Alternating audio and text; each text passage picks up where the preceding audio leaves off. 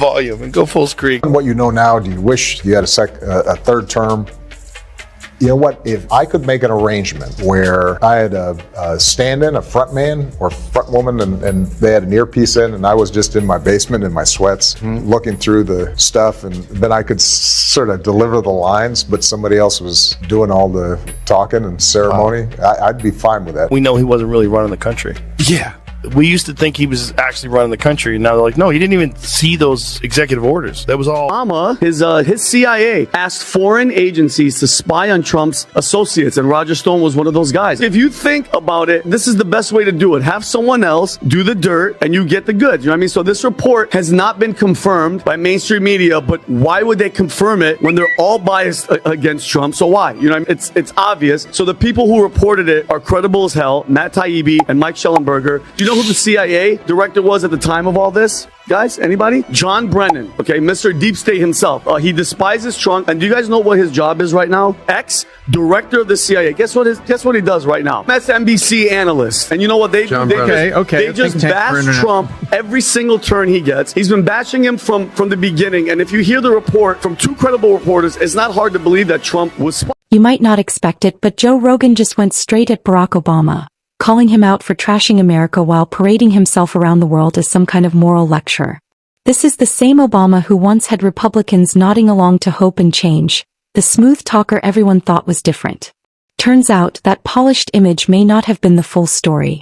Rogan's takedown pulls back the curtain hard, and by the end of it you're left questioning what we really bought into all those years ago. Before we get into the details, make sure you're subscribed so you don't miss breakdowns like this, because this one gets uncomfortable fast. I'm thirsty. Can I get a glass of water? This is not a prank. And he just takes, goes like this. You never seen it? No. Oh my God, it's amazing. Oh, it's amazing. No. It's amazing. He gets a glass of Flint tap water, and I swear to God, he drinks it like this. Watch this. Can I get some water? Come on up here. To the smart. I really did need a glass of water. This is not a stunt. Usually when something isn't a stunt, you have to say It's that. 100% a stunt. When was the last time a president stopped a speech to ask, can I get a glass of water? Did it again. Here's another one. Watch how he did it this time. Watch he gets up to his mouth. You know, generally I have not been doing stunts here, but, you know. Oh, really? But he didn't drink it. Rogan starts by pointing out how Obama mastered performance politics. Little gestures designed to make him seem relatable and authentic. No one cares if a speaker drinks water mid-speech. That's normal. But when you stop to announce that it's not a stunt, that's when it starts feeling staged. Rogan noticed Obama doing the same routine again at another event, insisting once more that it wasn't a performance. This time he didn't even drink the water. The footage speaks for itself. It wasn't subtle and it wasn't accidental. Rogan compared it to theatrical overacting, like Obama was running a carefully scripted show about authenticity. The image he built was polished to perfection, and Rogan argues that we're finally watching the cracks form. Volume and go full screen. What you know now, do you wish you had a third term?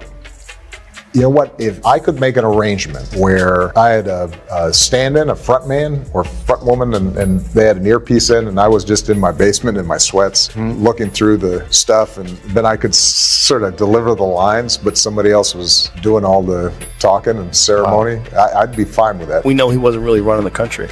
Yeah. We used to think he was actually running the country, and now they're like, no, he didn't even see those executive orders. That was all. Then Rogan takes things a step further and drops a theory that makes people stop and think. Everyone watched Joe Biden's mental decline become impossible to ignore. Confusion, memory lapses, moments that made people wonder who was actually running the country. That raised an obvious question. If Biden wasn't fully in control, then who was? Rogan suggests it may not have been some nameless bureaucrat, but Barack Obama himself. The man who promised transparency could have been quietly pulling strings from behind the curtain. Rogan lays it out carefully, but the implication is heavy. The Biden presidency starts to look less like leadership and more like a production with Obama as the unseen director. Obama was not a departure from George Bush. He was a continuation of George Bush. He took us from 2 wars to 7 wars. He kicked 5.1 million families out of their homes while he made sure the bankers didn't miss their bonuses. He deported twice as many Hispanics as Donald Trump. He built those cages that put those people in. He dropped 26,000 bombs. And the Air Force ran out of bombs. That's a fact. They ran out of bombs. He dropped so many bombs. He did a drone program that killed 90% innocent people. You know, if somebody walks into a mall and shoots 15 people down with this gun, that's the biggest thing. Oh my God. Barack Obama was doing that on a daily basis, killing women and children with his drone war. And he got a Nobel Peace Prize. He got a Nobel Peace Prize. He didn't even do it. Jimmy Dore then adds fuel to the fire, and he doesn't sugarcoat anything. He dismantles the peaceful Nobel Prize image Obama cultivated and replaces it with hard numbers. Obama authorized tens of thousands of bombs during his presidency, so many that the military reportedly ran low on supplies. That's not rhetoric. That's documented history. Dore strips away the branding and reminds people that behind the calm speeches and smiling appearances was a president whose foreign policy caused massive destruction. The contrast between the image and the reality is jarring, and once it's pointed out, it's hard to unsee. Rob, can you type in Obama's net worth in 2007? What was Obama in 2007? 1.2 million, 1.3 million. Okay. So their net worth is, let's write this down. This is pre-White House. Their collective net worth was 1.3 million. Can you go to where their net worth was in 2016 when they're done being presidents? Okay. 2016. So their net worth, as expensive as it was, they went from being 1.3 million to 12. Patrick Bet-David steps in next and raises a question that many people quietly wonder about. When Obama entered office, his net worth was modest by elite standards. Since leaving the White House, it has exploded into the tens of millions. The official story credits books, speaking fees, and investments. On paper it sounds reasonable. But critics argue the scale of the increase raises legitimate questions. Political influence, global connections, and access don't disappear when a presidency ends.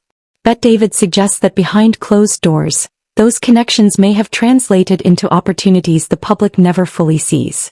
It's not an accusation. It's a question. And it's one the media seems uninterested in asking.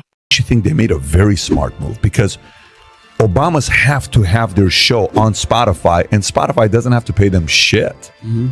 They just have to be like, what are you talking about? I'm not going to pay you nothing. You're going to put it on here anyways because you have to mess with my audience. Yep. Okay. But the reason why we were willing to pay Rogan is because he agreed to be what? Exclusive. If you're willing to do exclusive, we'll pay you $25 and you do 1 or 2 episodes a week. But if you want to be able to put this everywhere, why the hell am I going to give you money? I ain't going to give you shit. Yep. And I think that's the right move they made. Good for Spotify. The Spotify situation only adds to that curiosity. The Obamas reportedly pushed hard during negotiations, seemingly expecting special treatment based on their brand alone. Spotify walked away. That alone says something. If a major platform is willing to pass, it suggests not every company is lining up to overpay just for the Obama name. Which brings the conversation right back to the money. Some of these headline deals are falling through. Where exactly is the wealth coming from? The numbers don't neatly add up, and the lack of transparency only fuels speculation. Then I wanted to show is the following. So you know how you talked about Jerome Powell, what an easy job. You come once a month and he said we're going to increase the rates. Greatest job there is. I think this is the one thing they don't talk about. So Barack Obama got elected November 4th. Okay, quantitative easing started November 26th. Right. And it stayed for 8 years until you got elected. Right. So if you look at that low, pretty much 0% interest rate. Right. And then you get elected, right? If you go to January 2016, Rob, for the audience to see that. And then from there, one by one, rates are going up. And then Biden comes in, goes back down to 0 to try to save the economy. And then, the rest is obviously history. Right. But do you think the average person knows, like, the impact of going to 0%? How much does that positively help the impact when Fed lowers the rates to 0.5 point? Yeah, it has a huge impact. The power of the Fed is, I think, pretty strong. Some people disagree with it. They think it's overridden by the interest rate climate. But I think the power of the Fed is very strong. It's an interesting graphic. Rogan also dives into the economic narrative that followed Obama and Trump. During Obama's presidency, the Federal Reserve kept interest rates extremely low to prop up a struggling economy. The recovery was slow, but the media praised it as steady leadership.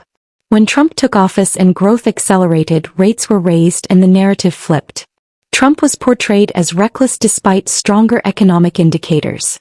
Rogan's point is about framing. Outcomes mattered less than who was in charge.